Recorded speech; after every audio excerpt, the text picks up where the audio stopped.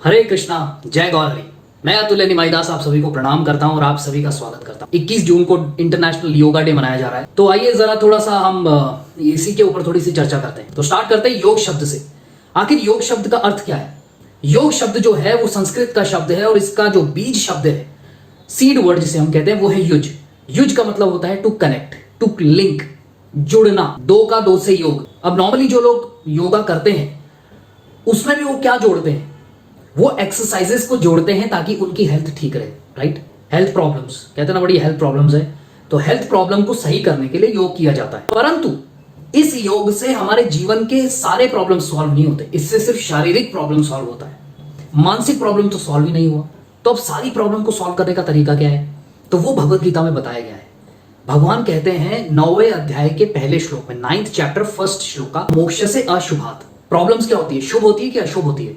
अशुभ होती है। और भगवान क्या कह रहे हैं? मोक्ष से अशुभात, कि तू अगर मुझे जान जाएगा, मेरे द्वारा दिया हुआ ये ज्ञान जान जाएगा, तो तू समस्त अशुभों से क्या हो जाएगा? मुक्त हो जाएगा। मोक्ष का मतलब सिर्फ यही नहीं कि हाँ मर गए और फिर मोक्ष हो गए, नहीं नहीं नहीं। अपनी daily day to day life में भी हम हर चीज से मोक्ष चाहते हैं। और योग और मोक्ष का बड़ा जबरदस्त रिलेशन है। हमें भूख से मुक्ति चाहिए तो किसको जोड़ना पड़ेगा? किससे योग करना पड़ेगा? भोजन से।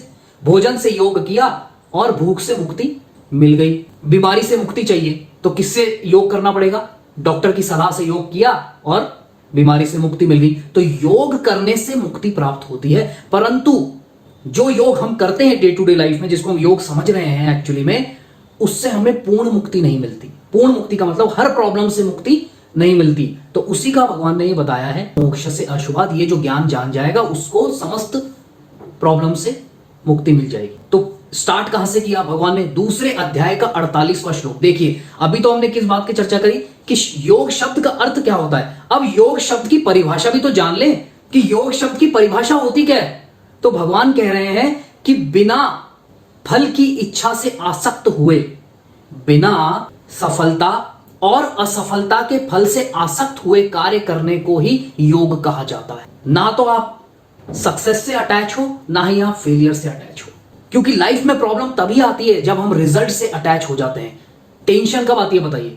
क्या होगा, होगा कि नहीं होगा, कैसे होगा, कैसे करेंगे, बस ये क्या है? रिजल्ट है, आगे आने वाला है।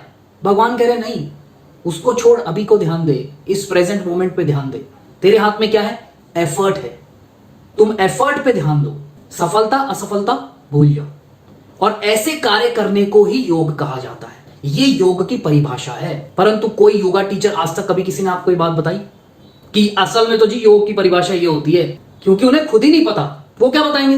तो एक्चुअली में हमें कनेक्ट किससे होना है? सारी प्रॉब्लम्स को खत्म करने के लिए हमें इक्वानिमिटी से कनेक्ट होना है, हमें संभाव से कनेक्ट होना है कि हम जो भी कार्य कर रहे हैं संभाव से कर रहे हैं। परंतु प्रभु जी, अब प्रश्न ये उठता है कि संभाव से करें कैसे कार्य?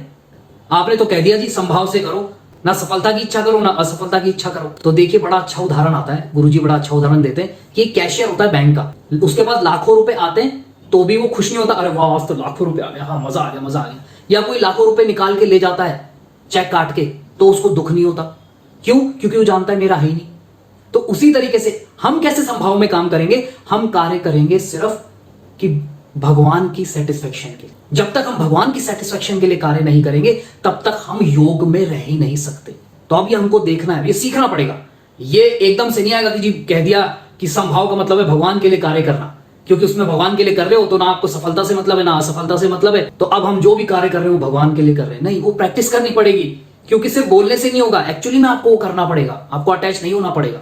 परंतु बचपन से हमें क्या सिखाया गया है कि यस, सक्सेस के लिए काम करो, बहुत बड़ा बनना है तुम्हें, ये कमाना है, वो कमाना है, बंगले बनाने हैं। तो योग का मतलब क्या हुआ कि जब हम भगवान के आदेश मानकर उनके हिसाब से कार्य करते हैं तो हम योग में कार्य कर रहे हैं। और अगर हम नहीं कर रहे तो फिर हम योग में नहीं है, तो हम योग नहीं कर रहे।